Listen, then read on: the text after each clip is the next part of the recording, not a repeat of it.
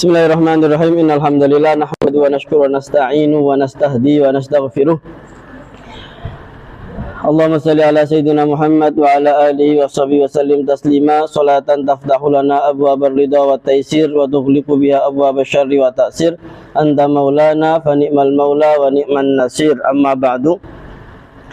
Anak-anakku sekalian yang dirahmati Allah Subhanahu wa taala, sore ini kita akan melanjutkan kajian rutin kita, pembahasan tentang akhlak-akhlak dan semua yang berkenaan dengan kehidupan baginda Nabi Muhammad sallallahu alaihi wasallam, dengan tujuan agar kita bisa menjadikan beliau sebagai contoh, agar bisa kehidupan beliau bisa benar-benar menjadi panutan dan role model bagi kehidupan kita sehari-hari. Kita pada hari ini sampai pada hadis pembahasan yang nomor 9, ya, halaman yang selanjutnya di hadis yang nomor 9. Wa kana sallallahu alaihi wasallam yalbasu ma wujid, famarratan yalbasu syamlatan wa marratan burdan hibaratan yamaniyan wa marratan jubbata sufin. Wa kana sallallahu alaihi wasallam, wa kana dan baginda Nabi Muhammad sallallahu alaihi wasallam yalbasu itu mengenakan, yalbasu mengenakan ma wujida pakaian yang seadanya, ma wujida pakaian yang seadanya. Famarratan terkadang yalbasu beliau mengenakan syamlatan baju penutup, syamlatan baju penutup. Wamarratan dan terkadang burdan beliau mengenakan baju selimut. Jadi baju nanti saya jelaskan. Hibaratan yang bergaris yamanian dari negeri Yaman. Wamarratan dan terkadang jubbata sufin beliau mengenakan jubah dari kain wol. Jubbata sufin beliau mengenakan jubah dari kain wol. Di sini dijelaskan Nabi Muhammad sallallahu alaihi wasallam itu pakaiannya tidak pernah milih-milih. Apapun yang beliau temukan, apapun yang beliau ada pada zaman tersebut, yang beliau miliki, beliau selalu mengenakan seadanya. Beliau tidak pernah memilih-milih baju. Dia mengatakan saya nggak mau kalau pakai ini. Beliau nggak, seadanya beliau menemukan di lemari, apa yang beliau temukan itu yang beliau kenakan. Dan zaman dulu beda sama zaman sekarang. Zaman dulu pakaian itu nggak segampang sekarang. Sekarang mungkin orang biasa, bukan siapa-siapa bisa punya baju 10 style, 20 style, 15 style dan lebih. Zaman dulu nggak ada. Zaman dulu yang mungkin punya 10 style, 5 style nggak ada yang punya kecuali raja. Manusia biasa bajunya normalnya 2 atau 3. Sekarang dikenakan, kalau kotor dicuci, dijemur. Yang ini dikenakan sehari 2 hari, besok ganti, seperti itu. Baju yang dimiliki 2 atau 3. Paling kaya orang-orang biasanya punya 5 style. Kalau sampai 10 style kayak kita sekarang, 20 style bajunya macam-macam, itu nggak akan ada yang bisa memiliki itu kecuali raja. Kenapa? Zaman dulu kain mahal, nggak kayak sekarang. Baju itu nggak semudah sekarang dimiliki oleh semua orang. Nabi Muhammad, meskipun beliau pemimpin umat pada zaman tersebut, orang paling mulia pada zaman tersebut, beliau yang menjadi nabi pada zaman tersebut, orang yang jadi panutan, beliau tidak pernah memilih-milih baju. Apa yang beliau temukan, apa yang disiapkan oleh istri beliau yang ditemukan, beliau kenakan.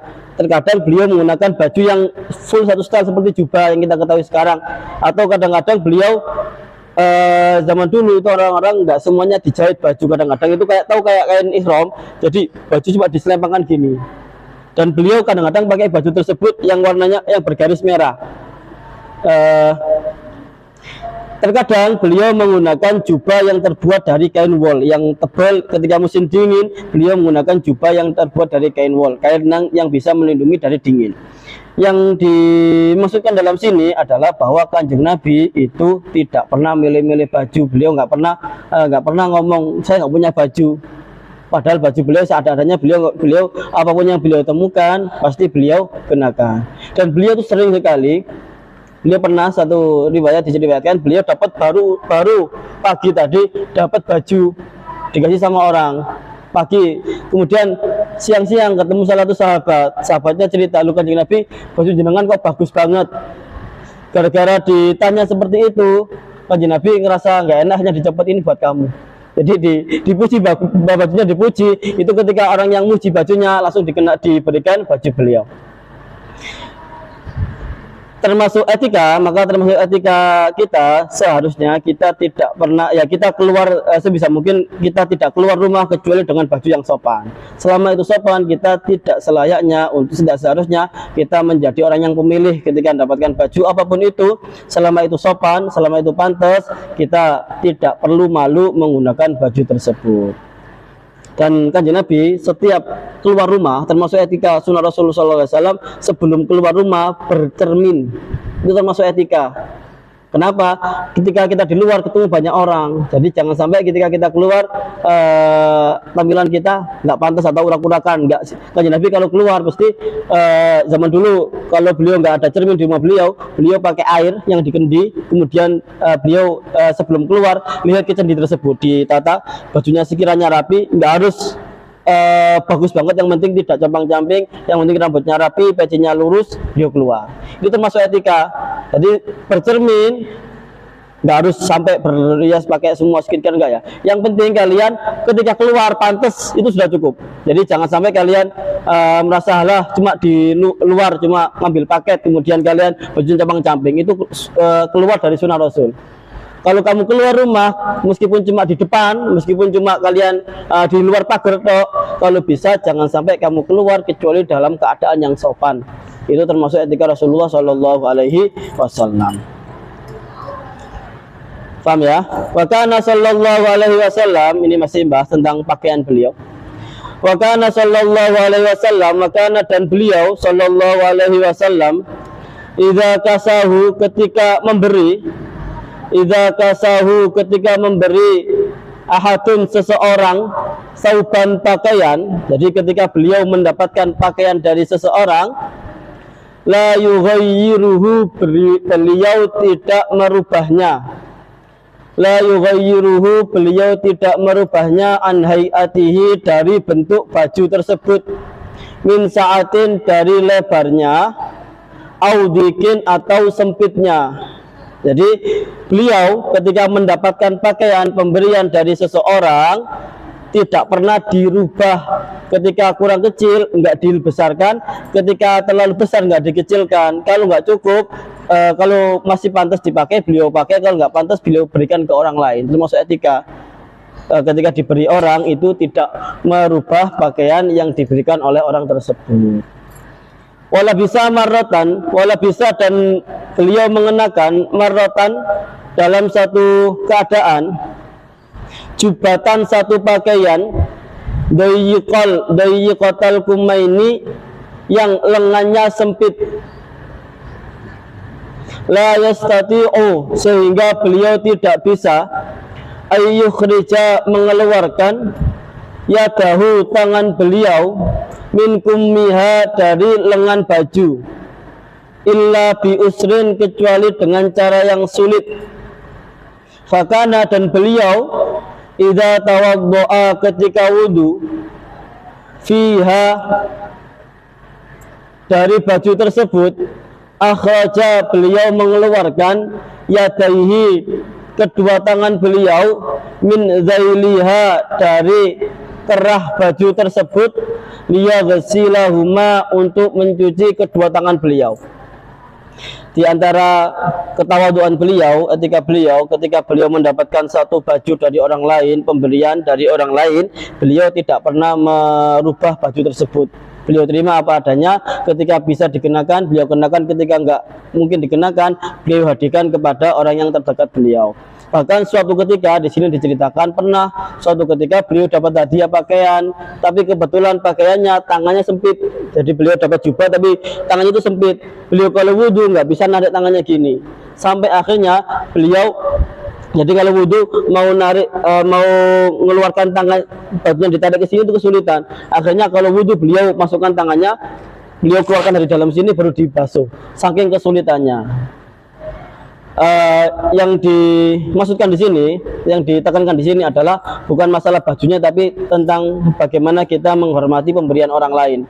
Ketika beliau mendapatkan pemberian orang lain, beliau menghormati pemberian tersebut, tidak sampai menjadikan orang yang memberi tersebut tersinggung ketika bajunya itu dirubah-rubah. Ini berhubungan juga dengan zaman dulu, karena merubah pakaian atau pakaian itu sesuatu yang sangat mahal. Ya kayak sekarang, kalau sekarang mungkin nilainya nggak seberapa. Ketika orang dibeli pakaian itu tidak semahal ketika orang diberi barang lain. Zaman dulu ketika orang ngasih pakaian itu kayak orang ngasih mobil. Saking mahalnya, saking berharganya pakaian pada zaman tersebut. Beda kayak zaman sekarang ngasih pakaian 100.000, 50.000 sudah dapat. Zaman dulu nggak seperti itu. Jadi saking menghormati pemberian tersebut, Kanjeng Nabi tidak mau merubah pemberian orang yang memberi, tidak mau merubah pakaian yang diberikan oleh orang tersebut. Wa kana sallallahu alaihi wasallam, sudah selesai ini masalah pakaian. Sekarang beliau di sini menjelaskan tentang ketawaduan beliau. Jadi kita bayangkan beliau zaman sekarang itu jangan sampai kita bayangkan beliau seperti orang biasa.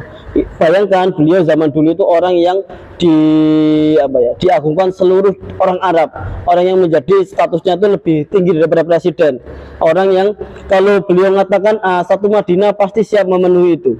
Beliau kalau nyuruh seluruh orang Madinah ngarungi lautan, nggak satu pun orang Madinah bakal meninggalkan perintah beliau. Kita bayangkan betapa agungnya beliau, betapa besarnya beliau mengatakan satu kalimat itu pasti diterima semua orang. Semua orang berlomba-lomba, jangankan untuk mendapatkan pemberian beliau, disapa beliau, semua orang itu berebutan. Setiap orang, para sahabat itu bahkan tiap pagi itu menyuruh anak-anak mereka untuk sowan ke Kanjeng Nabi. Kenapa? Orang-orang yang sepuh, orang yang tua itu sungkan. Kalau mau sowan Kanjeng Nabi, lihat aja beliau itu nggak mampu. Saking agungnya beliau, saking berwibawanya beliau, orang dewasa itu nggak ada yang mampu lihat wajah beliau. Akhirnya apa? Para sahabat menyuruh anak-anak mereka yang masih kecil, yang mereka Kanjeng Nabi tidak akan menampakkan kebesaran beliau di hadapan anak kecil. Akhirnya anak kecil yang disuruh sawan ke Kanjeng Nabi, mereka salim, mereka minta doa Kanjeng Nabi, mereka lihat Kanjeng Nabi. Orang tua, para sahabat mengirimkan anak-anaknya pergi ke rumah Kanjeng Nabi, kelihatan Kanjeng Nabi ngapain. Kalau Kanjeng Nabi saking cintanya sahabat, pengen tahu Kanjeng Nabi hari ini ngapain. Mereka nggak mau lihat sendiri, takut, segan, nggak berani saking berduanya Kanjeng Nabi. Nyuruh anak-anak mereka, tanya Kanjeng Nabi hari ini sarapan apa, hari ini Kanjeng Nabi ngapain saja. Ke rumah Kanjeng Nabi, minta doa sama Kanjeng Nabi. Maka dari itu, semua buku sejarah yang menceritakan tentang wajahnya Kanjeng Nabi atau kehidupan Kanjeng Nabi, semua adalah sahabat-sahabat yang ketika bertemu Kanjeng Nabi mereka dalam keadaan kecil. Nggak ada sejarah yang mengatakan, yang menceritakan wajah Kanjeng Nabi dari sahabat-sahabat yang ketemu Kanjeng Nabi dalam keadaan tua. Abu Bakar nggak berani lihat wajah Kanjeng Nabi. Umar, Utsman yang seumuran sama beliau nggak ada yang cerita tentang mereka lihat Kanjeng Nabi. Saking besarnya beliau nggak berani lihat. Yang cerita siapa? Abdullah bin Abbas. Ketika Kanjeng Nabi jadi Nabi, Abdullah bin Abbas masih umur 7 tahun, belasan tahun. Hasan Husain, kemudian para sahabat-sahabat yang masih kecil, saking berwibawanya Kanjeng Nabi. Dan di sini diceritakan, setelah ini cerita wa kana sallallahu alaihi wasallam, dan kanjeng beliau baginda Nabi Muhammad sallallahu alaihi wasallam yurdifu membonceng khalfahu di belakang beliau abdahu budak beliau wa sahibahu dan sahabat beliau. Bayangkan seorang kita bayangkan seorang presiden seorang paling mulia pada zamannya, beliau membonceng menggunakan, bukan zaman tersebut bukan menggunakan unta, beliau hanya memiliki unta dan memiliki seekor keledai. Beliau membonceng budaknya dan membonceng sahabatnya. Ini nggak mungkin dilakukan oleh orang yang besar. Biasanya orang mulia itu nggak mungkin naik kendaraan kecuali sendiri. Zaman dulu termasuk kemuliaan adalah ketika orang naik kendaraan itu sendiri. Kalau sampai bonceng berarti itu seperti mengurangi kewibawaan seseorang. Dan Kanjeng Nabi nggak peduli seperti itu. Kanjeng Nabi meskipun beliau pemimpin negara waktu itu, orang yang paling disegani, beliau tetap nggak sungkan untuk membonceng budak beliau di belakang. Zaman dulu nggak ada orang mulia, orang yang berwibawa, orang terpandang itu menaiki tunggangan, menaiki unta, kuda atau keledai, dua orang dalam satu tunggangan, itu bisa mengurangi kehormatan biasanya. Jadi orang yang mulia kalau mau naik kuda ya sendiri, naik unta ya sendiri, naik keledai ya sendiri. Kalau bonceng berarti setara orang tersebut adalah kalau zaman sekarang kayak ngojek, orang yang kurang mulia. Dan Kanjeng Nabi tidak pernah, di antara bentuk ketawaduan beliau tidak malu untuk menggonceng hamba beliau, budak beliau atau teman-teman beliau. Wataratan dan terkadang yurdifu, beliau membonceng khalfahu, di belakang beliau, wa amamahu, dan di depan beliau, wa huwa, dan baginda Nabi, fil wasdi, di tengah-tengah, fil wasati, di tengah-tengah. Lakin fil atfali, akan tetapi membonceng anak-anak, kal Hasani, seperti Sayyidina Hasan, wal Husaini, dan Sayyidina Husain, wa ulati Ja'far, dan putra Ja'far bin Abi Thalib radhiyallahu anhum ajmain. Beliau bahkan dalam suatu keadaan pernah membonceng di depan dan di belakang. Tahu ya kalian cenglu? Kayak apa namanya? Tahu ya cenglu ya? Bonceng tiga dalam satu kendaraan. Beliau pernah, di depan beliau ada orangnya, beliau di belakang beliau ada orangnya, beliau di tengah-tengah, mengenakan unta beliau, mengenakan keledai beliau, bentuk ketawaduan beliau. Tapi beliau tidak pernah membonceng kecuali membonceng tiga ini, cenglu ini, kecuali ketika beliau membonceng anak-anak saja. Contohnya siapa?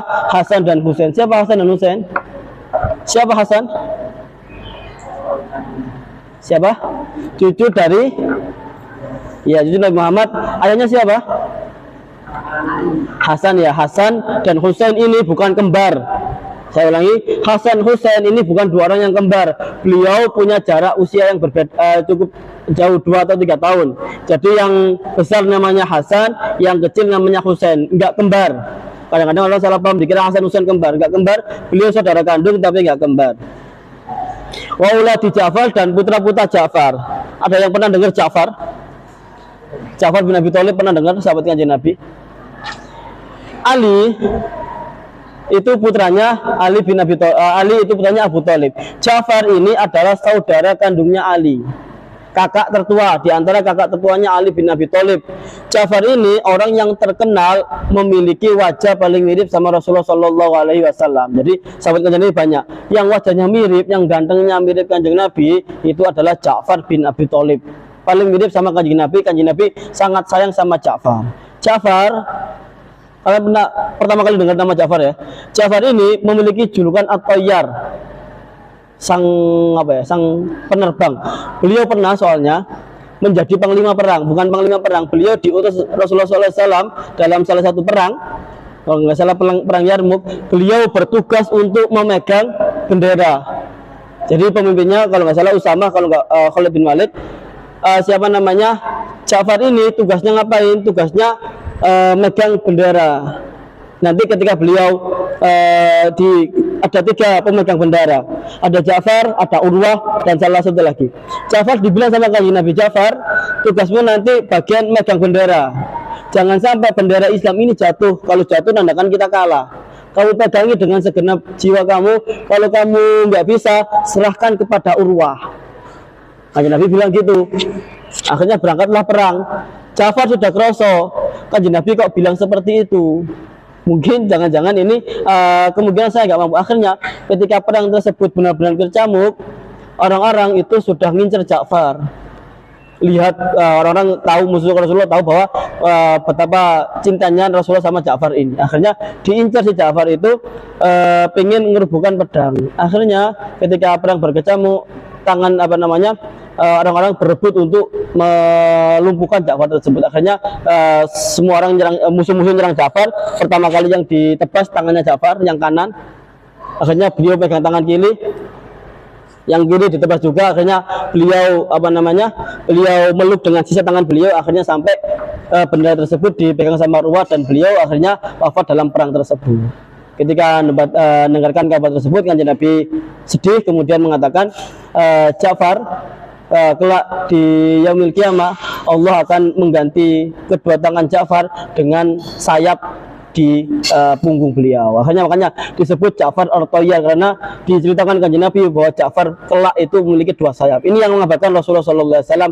Anak-anak Ja'far ketika Ja'far wafat semuanya dirawat oleh Kanjeng Nabi Muhammad SAW. Ada Abdullah, ada Abdurrahman, itu beberapa putra-putranya Ja'far yang dirawat Rasulullah. Maka dari itu di sini ceritakan Rasulullah itu biasanya kalau gonceng anak-anak itu digoncengnya dua langsung bareng, satu di depan dan satu di belakang, dan itu merupakan bentuk ketawaduan beliau. Para sahabat ingin mencontohkan kepada para sahabat betapa seharusnya Islam itu diajarkan dengan cara seperti itu, bahwa tidak seharusnya kita merasa lebih baik daripada orang lain. Kanjeng Nabi mengatakan seolah-olah beliau secara nggak langsung mengatakan, saya seorang nabi, saya seorang yang diutus Allah menjadi nabi saja nggak malu ngojeng anak-anak, kenapa kalian ngojeng anak? Zaman dahulu orang-orang Arab itu termasuk aib ketika budak dekat sama anak kecil, itu satu aib. Jadi bapak tidak sama anak pada zamannya Kanjeng Nabi itu satu aib. Jadi orang-orang tua itu di keluarga itu semuanya nggak ada yang ramah sama anaknya. Semuanya itu kalau di luar mereka biasa bercanda-bercanda, tapi kalau di rumah mereka nggak bisa senyum. Orang Arab seperti itu zaman dulu. Ketika di rumah, semua orang di keluarga itu kayak budak sama dia, kayak budaknya, kayak pegawainya. Nggak ada yang berani senyum dia di depannya seorang ayah. Itu rata-rata orang Arab semuanya seperti itu. Jadi nggak ada anak manja sama orang tuanya, apalagi anak perempuan. Zaman dulu anak perempuan dibenci sama orang Arab. Nggak kayak sekarang. Alhamdulillah Kanjeng Nabi adalah diantara orang yang memerangi budaya buruk tersebut. Kanjeng Nabi biasa tertawa sama anak-anaknya, gendong anak-anak kecil, kemudian ketika ketemu anak kecil semuanya diajak ngobrol, ditanya-tanyain, dikasih hadiah. Dan zaman dulu orang Arab nggak seperti itu. Di antara sifat kejantanan zaman tersebut, dan ini akhlak yang salah, di antara sifat kejantanan adalah nggak ngutang anak kecil. Kalau ngutang anak kecil berarti dia lembek, berarti dia nggak lelaki sejati. Dan itu ada adat yang salah yang diperangi oleh baginda Nabi Muhammad SAW. Beliau memerangi budaya tersebut, menjelaskan bahwa lelaki sejati nggak harus seperti itu. Beliau berkali-kali mengatakan orang paling mulia adalah orang yang paling baik di rumahnya. Percuma kalau di luar ramah sama orang lain, baik sama orang lain, ketika di rumah cemberut terus, ketika di rumah anaknya dimarahin, itu bukan bagian dari kemuliaan seseorang. Orang paling mulia adalah orang yang paling baik dengan keluarganya. Zaman dulu karena beda, ketika kita membaca sejarah seperti ini, kita harus memahami sejarah zaman dulu tersebut. Kita tahu bahwa orang-orang Arab zaman tersebut itu diantara ciri kemuliaan mereka itu nggak punya anak perempuan. Kalau ada orang punya anak perempuan itu dianggap lemah, dianggap kamu kok punya anak perempuan. Zaman dulu seperti itu, dan itu diperangi sama Kanjeng Nabi. Kenapa? Karena anak perempuan beda sama anak laki-laki. Budaya mereka ya mengatakan, wah anak perempuan buat apa? Kalau mereka ketakutan nangis, kerja nggak bisa, di rumah cuma bisanya nangis sama itu toh. Akhirnya orang-orang itu benci sama anak kecil, anak perempuan. Kalau punya anak perempuan nggak mau cerita-cerita, mereka ke belakang rumah gali lubang, anaknya dimasukkan situ, ditutup lagi, dikubur hidup-hidup. Zaman dulu seperti itu, saking malunya. Kalau punya anak perempuan itu memalukan. Dan ini yang diperangi Kanjeng Nabi. Kanjeng Nabi berkali-kali sangat menghormati Fatimah, menampakkan ini, membanggakan di hadapan semua sahabat putri tercinta beliau Sayyidah Fatimah, istrinya Ali, dibanggakan sama Rasulullah. Ini yang diperangi. Karena itu budaya yang sangat buruk ketika ada orang punya anak laki-laki, mereka keluar ke lapangan cerita, saya punya anak laki-laki, bangga. Tapi kalau punya anak perempuan biasanya disembunyikan dalam satu keadaan, bahkan daripada mereka berpikiran daripada saya ngobati anak perempuan mending tak bunuh ketika bayi. Itu yang diperangi oleh Kanjeng Nabi Muhammad sallallahu alaihi wasallam. Dan budaya zaman itu, dan di sini buku ini menunjukkan bahwa betapa beliau berusaha untuk membunuh kebiasaan-kebiasan yang buruk tersebut, sampai kemana-mana gonceng kedua cucu beliau, anak-anak beliau. Wa mahallu jawazil irtaf, dan diperbolehkannya membonceng. Wa mahallu jawazil irtaf, dan diperbolehkannya membonceng ma idzah tamalahu, yaitu ketika tunggangannya mampu, zalikal markubi, untuk menggendong orang yang menungganginya. Karena zaman itu biasanya satu kendaraan itu digunakan untuk satu orang, dan Kanjeng Nabi pernah melarang untuk melakukan boncengan. Yang dilarang itu kapan? Ketika tunggangannya kecil yang naik orang besar. Jadi ketika tunggangannya, kudanya nggak terlalu besar, di situ yang naik 2 orang, 3 orang, itu Kanjeng Nabi melarang. Jadi diperbolehkannya kita berboncengan, naik satu kendaraan, naik satu tunggangan. Zaman dulu belum ada motor, belum ada mobil, unta dan yang digunakan unta, kuda dan keledai itu sekiranya mampu untuk mengangkut orang yang naik tersebut. Kalau sampai melebihi batasnya, maka tidak diperbolehkan untuk membonceng. Sama seperti halnya kalian, ini etikanya kalau kalian naik motor, kalau motornya enggak pas dibuat orang 3 sesesaan, sebisa mungkin goncengannya berdua saja. Itu diantara. Kalau naik mobil, kalau ngerasa itu sesek, itu jangan sampai, meskipun itu barang mati, seenggaknya kita tidak menjadikan orang yang sama-sama naik itu menjadi terdolimi atau tersakiti dengan naik. Kalau sekiranya mobilnya cukup, kita naik. Kalau sekiranya mobilnya nggak cukup, kita harus mengalah untuk jangan sampai menjadi beban buat orang lain di kendaraan tersebut. Ada pertanyaan, silakan. Sudah ya. Ada. Silakan.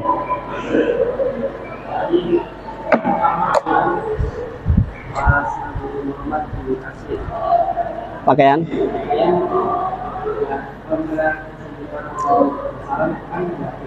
Tidak dirubah.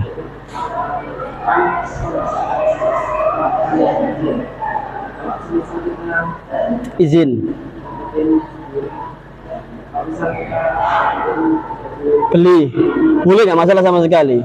Kamu mau berubah, kamu punyamu sendiri nggak masalah. Kalau kamu beli ternyata belinya di online shop kan nggak bisa ngukur, ternyata kekecilan atau kebesaran, nggak masalah dirubah sama sekali. Ini Rasulullah itu hanya ingin menjaga pemberian, karena zaman tersebut pemberian baju itu pemberian barang mewah, beda zaman sekarang. Mungkin bahkan sebagian ulama mengatakan kalau sekarang diberi baju kemungkinan boleh dirubah karena konteksnya sudah beda. Zaman sekarang pemberian baju itu nggak sebesar, nggak seberharga zaman dulu. Jadi kalau dikasih baju dirubah, zaman sekarang mungkin kalau saya ngasih kamu baju, saya mungkin nggak tersinggung kalau mau rubah. Beda kalau saya ngasih sesuatu kemudian yang berharga banget, saya ngasih jam yang harganya ratusan juta, kemudian bawa utak kan rasanya saya kecewa. Ini sudah saya belikan mahal-mahal kemudian berubah, itu ada kecewanya. Kalau baju sekarang mungkin kecewanya hilang. Jadi kalau sekarang mungkin sebagian ulama bisa saja mengatakan tidak makruh untuk merubah baju kayak yang diberikan orang, kecuali memang bajunya yang mahal banget, kayak kamu dikasih sarung BHS yang harganya 700.000, kemudian bawa rubah, bawa kecilkan, itu kecewanya beda. Ketika saya ngasih baju sarung Altas yang harganya 70.000, saya nggak kecewa meskipun bawa sarung bantal ya nggak masalah. Tapi kalau saya ngasih BHS yang paling mahal harganya 700.000, tak kasih kamu kemudian bawa rubah-rubah, kan ada kecewanya. Zaman tersebut seperti itu. Sudah paham ya? Silakan Salwa. Tapi ini semisal dikasih seseorang baju gitu, jadi kayak baju banyak, kayak baju bekas gitu sama orang lain. Tapi dari kitanya ini ternyata sudah terlalu banyak baju, jadinya banyak yang tidak terpakai gitu dari bajunya. Kalau mau ngasih ke orang lain, ternyata banyak yang tidak sanggup atau menolak itu. Bagaimana bajunya? Sebenarnya ada banyak cara untuk, tapi etikanya sebisa mungkin kalau itu terlihat memang benar-benar bajunya berkenang dan mahal ya, dan berharga bagi yang memberi, izin dulu. Tapi nggak wajib izin, cuma sebagai bentuk etika izin. Ini bajunya tak bagi yang orang. Kalau nggak bisa dibagi ke sekitar, sebenarnya banyak kamu cari siapapun, kamu donasikan kemanapun nggak masalah. Kamu donasikan kalau orang yang membutuhkan di pedesaan nggak masalah. Atau sebenarnya baju di sini nanti sudah nggak terlalu berbeda sama zaman dulu. Zaman dulu, saya ulangi lagi, zaman dulu baju barang mahal banget. Kalau zaman sekarang mungkin baju nggak semahal itu. Kalau sekarang katakan kamu dapat baju banyak banget, ngasihkan ke orang nggak ada yang sulit yang nerima, kamu boleh gunakan untuk apapun sebenarnya. Kamu katakan kamu sebisa mungkin digunakan untuk yang bermanfaat ya, kasihkan orang yang membutuhkan, adik kelas siapapun, saudara kalau mereka mau, atau donasikan ke ketika ada yang butuh bencana. Orang-orang yang buka donasi buat Palestina biasanya buka buat baju-baju, donasikan ke mereka, nggak masalah sama sekali. Atau ketika nggak nemu sama sekali, itu sudah jadi hak kamu, boleh menggunakan apapun. Zaman dulu kan Nabi tidak melakukan tidak merubah baju karena baju zaman itu mahal banget. Setara kayak ngasihkan katakan saya ngasih kamu baju yang harganya 2 juta, kemudian kalau baru saya akan kecewa. Beda kalau saya ngasih baju yang harganya 20.000, 50.000, bau-bau ya saya nggak terlalu, ya saya mungkin kecewanya dikit banget, nggak sekecewa ketika saya ngasih baju yang mahal. Maka Nabi tidak merubah zaman tersebut, tidak merubah karena baju sangat mahal. Kalau zaman sekarang mungkin lebih luas lagi hukumnya, lebih luas atau lebih gampang sekali hukumnya. Kalau kamu dapat baju banyak sekali, boleh menggunakan untuk apapun, tapi sebisa mungkin digunakan untuk yang bermanfaat, didonasikan ke daerah terpencil. Banyak kalau kamu buka tanya-tanya orang, kamu buka website, kamu tanya-tanya kemana, banyak di daerah-daerah terpencil yang masih banyak sekali membutuhkan pakaian-pakaian yang lainnya. Ayo, atau di luar negeri, atau ketika ada bencana, atau kamu simpan dulu nanti. Ya kita bukan berharap bencana. Kalau seumpama ada bencana, bisa kamu kumpulkan, kamu kirimkan orang-orang yang membutuhkan. Dan biasanya kan kalau pakaian itu biasanya ada adabnya. Kan saya pernah dengar kalau pakaian itu kalau misal ada motif-motif yang benar-benar kayak orang itu biasanya kan dilarang.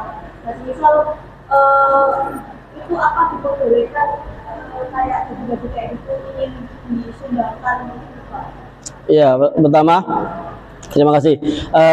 Masalah gambar yang ada di baju itu nanti dilihat dulu. Kalau gambarnya masih sopan, apalagi buat anak-anak, masih ada gambar-gambarnya itu nggak masalah. Kalau di situ ternyata ada gambar-gambar yang benar-benar dilarang dalam Islam, ada gambar yang nggak pantas, kan ada. Kalau masih masih sebenarnya pada gambar-gambar yang sifatnya netral itu masih diperdebatkan sama ulama. Kecuali gambar yang benar-benar di situ ada, mohon maaf, ada gambar wanitanya yang kurang pantas di bajunya, ada gambar seperti itu. Nah itu sebisa mungkin nanti jangan diberikan orang lain. Kan etikanya seperti apa? Nanti kalau kamu punya baju seperti itu dan takutnya kalau kamu kasih ke orang lain pakai itu kan nggak pantas dipakai. Berarti kamu membantu dia untuk melakukan kemaksiatan. Jadi bajunya kamu gunakan untuk sesuatu yang lebih bermanfaat selain di pakaian. Seperti mohon maaf, kamu gunakan buat keset, buat lampin, itu kan bermanfaat. Tapi atau buat sesuatu yang tidak dimuliakan. Kalau baju kan masih dimuliakan, masih dipakai. Kalau buat lampin, buat ngosok, buat bersih-bersih, itu masih bermanfaat. Itu mending digunakan untuk hal-hal seperti itu, bersih, buat ngelap motor dan sejenisnya. Tidak berlaku kayak kan kalau sekarang kan banyak itu model-modelnya itu banyak modelnya itulah sesuai. Kalau ya ada lah modelnya yang bagi orang itu biasa saja, tapi ada beberapa orang itu kayak nggak pantas. Apa sama yang dilakukan sama yang seperti gambar-gambar? Sama, itu kalau kamu lihat nanti pakaian ini kalau dipakai sama orang lain, nanti saya bantu dia untuk mengumbar aurat, yang penting kamu gunakan untuk sesuatu yang lebih bermanfaat. Ya kamu gunakan lap dan apa aurah, siapa namanya? Aurah.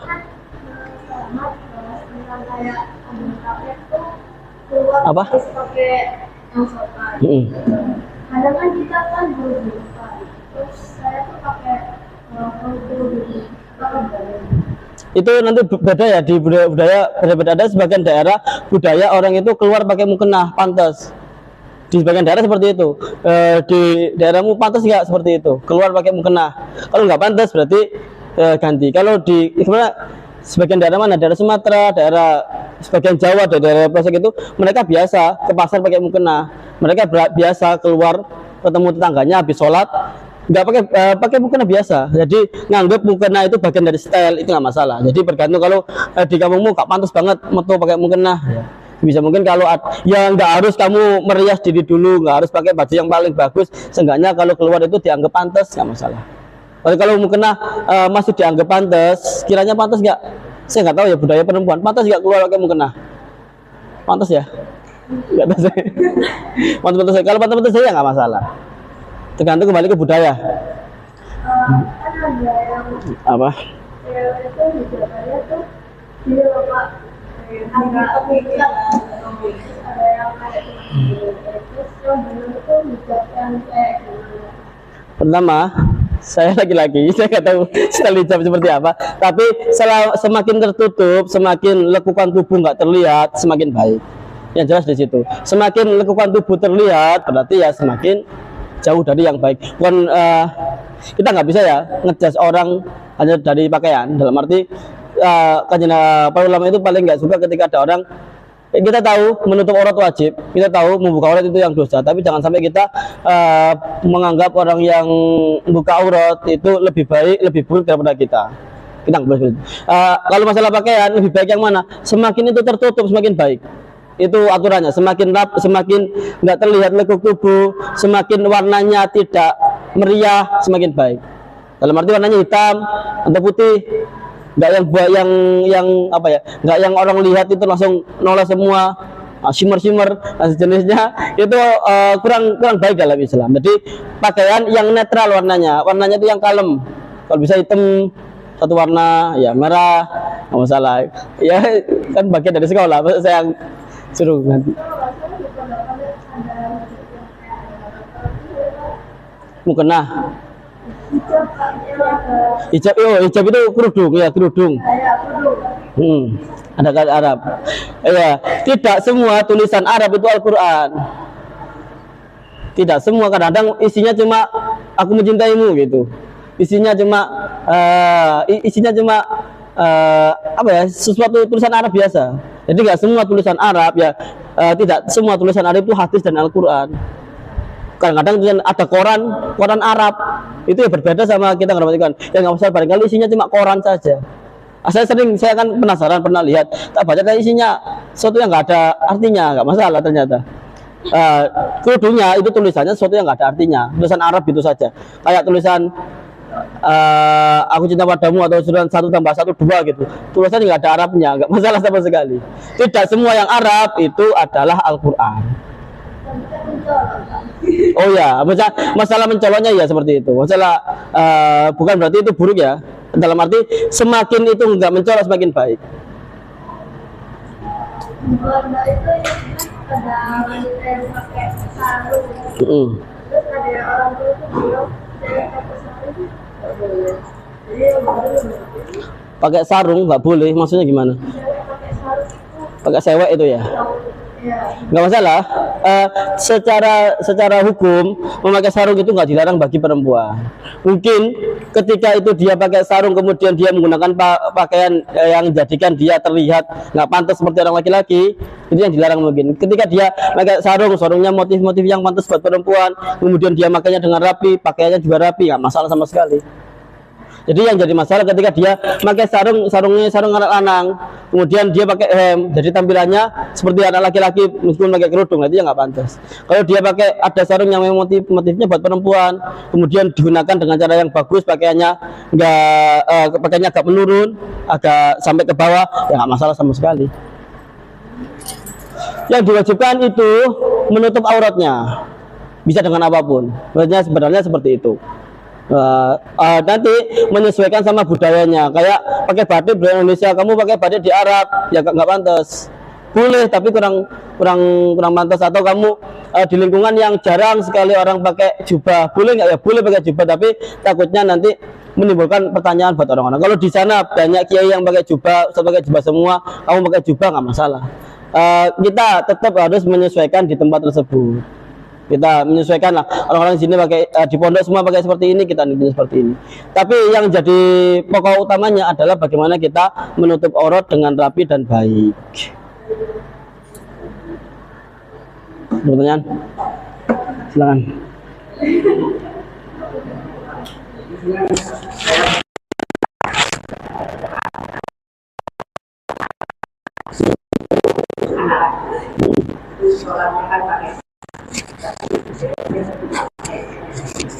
Atau nggak pakai apa-apa?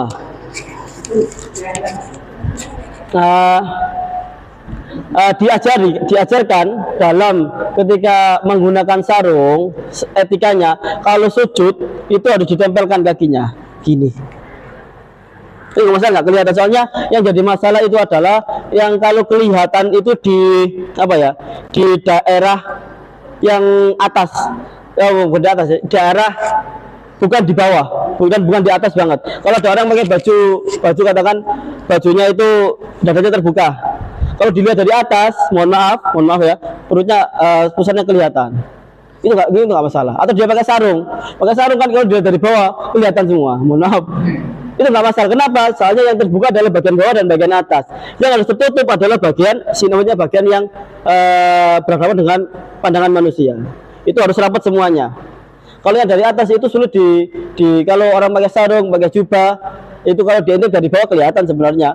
Atau dari atas orang yang kerannya nggak rapat, dari atas kelihatan auratnya, juga nggak dosa sama sekali. Yang jadi dosa, yang menjadi kewajiban untuk ditutup adalah yang sejajar dengan pandangan manusia. Tapi etikanya kalau sholat menggunakan sarung, nanti pas sujud dua kakinya dipepetkan sini. Jangan dibuka, kalau meskipun dibuka kemungkinan terbuka ya kecil, tapi untuk menutup kemungkinan tersebut kalau sujud pakai sarung kakinya dirapatkan. Meskipun itu nggak membatalkan, nggak masalah sama sekali. Nggak perlu, celana nggak mungkin, nggak masalah sama sekali. Cuma kalau pakai celana yang dikhawatirkan adalah sininya. Hati-hati kalau pakai celana laki-laki. Kalau kamu pakai kaos kok nggak pakai hem, itu biasanya kaosmu itu nanti keangkat ketika sujud, bagian belakang sini kelihatan, nggak sampai tapi itu sejajar dengan pusar, itu sudah aurat. Jadi kalau kamu nggak pakai sabuk, masukkan semua celananya. Atau kalau pakai hem, pakai batik sini lebih aman. Kalau pakai kaos kok, kaosnya tipis, itu biasanya kalau sujud terlihat. Kalau nggak pakai sabuk ya, biasanya terlihat bagian aurat sini. Udah kami? Pertanyaan lagi silakan. Apa? Salwa. Ini lanjutin yang tadi pertanyaannya apa yang kalau semisal nih ada orang sabun kaos tapi tulisan kaosnya ini ternyata ada ayat Al-Quran itu ada, kalau dia sengaja, kalau itu dia tahu ini Al-Quran, dia sengaja menempelkan ayat Al-Quran tersebut dalam pakaian. Kalau dia melakukan itu nggak sengaja, kemungkinannya pertama dia fasik karena melecehkan Al-Quran. Kalau dia atau kalau dia ada unsur tambahan sengaja karena untuk melecehkan Al-Quran, dia bisa keluar dari Islam karena meremehkan sesuatu yang dimuliakan dalam Islam. Kalau sengaja ya, dia sengaja ditulis Al-Quran, yang bakal tahu bahwa nanti pakaian ini sulit kejaga. Kalau beda lagi kalau dia nyablon pakaiannya nanti dia pastikan nggak akan di laundry dengan baju-baju kotor yang lain. Dia pastikan bajunya nggak akan dicuci dengan baju yang najis yang lain. Dia memastikan tuh bajunya bakalan buat pajangan tok ya nggak masalah. Kalau dia tahu ini pakaian pasti dibuat sembarangan dan seterusnya, dia sengaja, maka dia ada unsur melecehkan Al-Quran. Kalau nggak tahu gimana? Kalau nggak tahu ya nggak apa-apa. Ya tinggal kalau dia sadar ini Al-Quran, dia simpan bajunya jangan sampai kecampur sama barang yang kotor yang lainnya. Kalau iya, lebih baik kalau sudah tahu ada Al-Qur'annya di sini, ini kalimat Al-Qur'an, tahu ini dari benar-benar Al-Qur'an, diambil dari potongan Al-Qur'an, jangan sampai dipakai. Atau kalau terlanjur dipakai, dicuci dengan cara yang baik. Kalau bisa nyucinya jangan di kamar mandi, di luar. Kalau jangan dicampur pakaian kotor yang lain. Jemurnya benar-benar di atas, jangan diucek pakai kaki, jangan dibawa seperti itu. Kalau sudah terlanjur tahu, kalau nggak tahu, kalau dalam Islam nggak tahu sama lupa, nggak ada hukumnya. Kalau nggak tahu nggak apa-apa. Kalau tahu sengaja lah, itu yang jadi masalah. Ada pertanyaan lagi? Saya mau cari foto yang bagus buat laporan. Gak usah gaya, kamu ngapain gaya? Gak apa. Ayo pertanyaan lagi silakan. Saya ingatkan sekarang masih bulan Rajab. Mungkin sebagian kelas sudah tak jelaskan. Saya ingin mengulangi lagi. Sekarang bulan Rajab dijaga, ada tugas dari Rasulullah SAW. Ada yang masih ingat tugasnya apa? Kelasnya siapa yang ingat? Pertama apa? Memperbanyak istighfar. Yang kedua, meminta maaf sama orang terdekat, paling utama orang tua. Kemudian membagikan hak orang lain yang pernah diambil. Yang keempat apa? Memaafkan semua orang yang pernah berbuat salah sama kita. Ini tugas, bukan dari saya. Yang ngasih tugas siapa? Rasulullah SAW. Perhatikan, bayangkan Kanjeng Nabi bilang ke kamu, Mas, tak kasih tugas. Rasulullah punya tugas buat kamu. Bayangkan, kayak ngasih Kanjeng Nabi, bukan saya. Kalau nggak saya mungkin ngasih cuma nilai di dunia toh. Ini yang ngasih Kanjeng Nabi. Balasannya pasti lebih besar daripada sekedar cuma nilai di dunia. Kanjeng Nabi ngasih tugas 4 hal. Ketika Ramadan ini, ketika Rajab ini, untuk menyambut bulan Ramadan yang akan datang, ada 4 hal yang diwasiatkan Kanjeng Nabi yang harus dijaga. Pertama, memperbanyak istighfar. Sebanyak apa? Sebanyak yang kalian bisa. 1000 kali, 2000 kali, 10.000 kali, yang sebanyak mungkin kalian sering-sering istighfar. Nggak apa-apa, meskipun istighfarnya di mulut dulu nggak masalah. Belum ke hati istighfarnya nggak masalah. Mulai dari mulut dulu. Astagfirullahaladzim, astagfirullahaladzim. Nanti lama-kelamaan bisa merasuk ke pikiran kita. Kita istighfarnya bisa ikhlas. Yang kedua, minta maaf ke orang sekitar, ke teman, ke guru, paling utama ke orang tua. Minta maaf ke orang tua, Bu, minta maaf kalau ada salah-salah. Sekarang saya minta ridho jenengan. Yang kedua, mengembalikan hak yang pernah diambil, mengembalikan hak yang pernah diambil dari orang lain. Pernah utang, disaur dulu.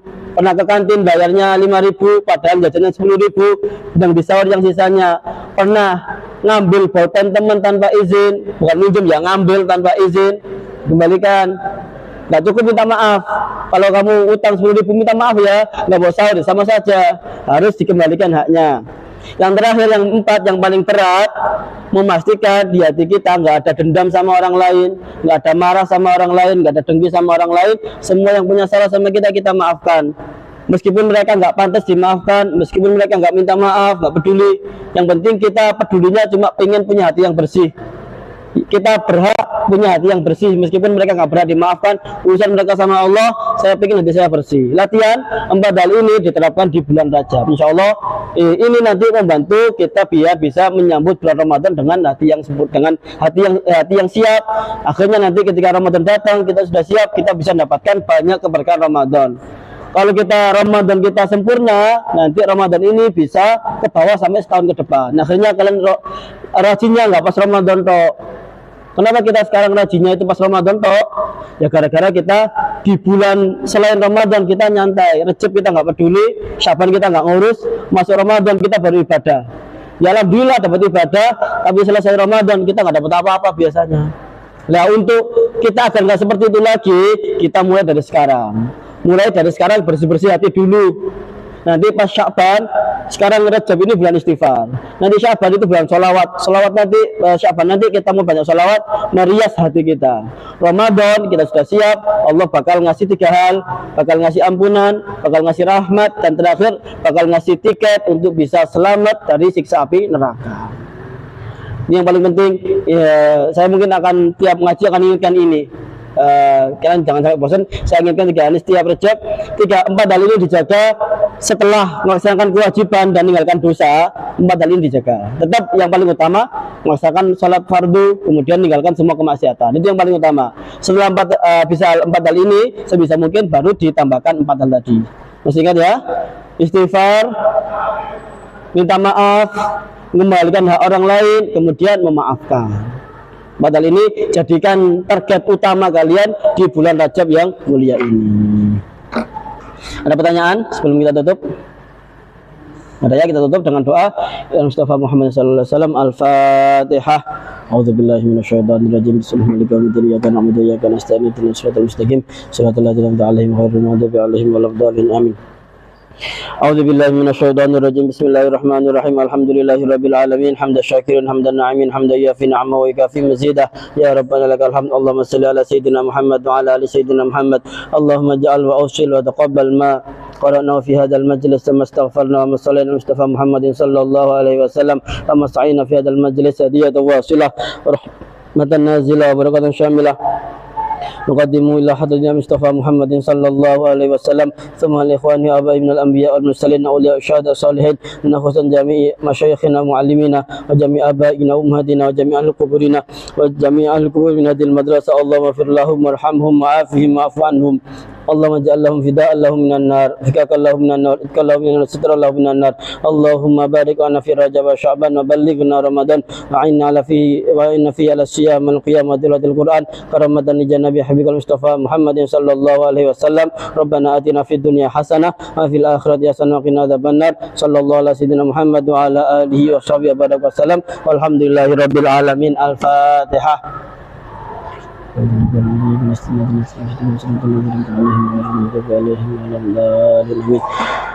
Baca wal asri bareng-bareng. Bismillahirrahmanirrahim. Wal asri innal insana lafi khusrin illa alladzina amanu wa amilus solihati wa tawasaw bil haqqi wa tawasaw bis sabr. Subhanakallahumma wa bihamdika asyhadu an la ilaha illa anta astaghfiruka wa atubu ilaik. Kurang lebihnya mohon maaf, semoga bermanfaat. Assalamualaikum warahmatullahi wabarakatuh. Alhamdulillah.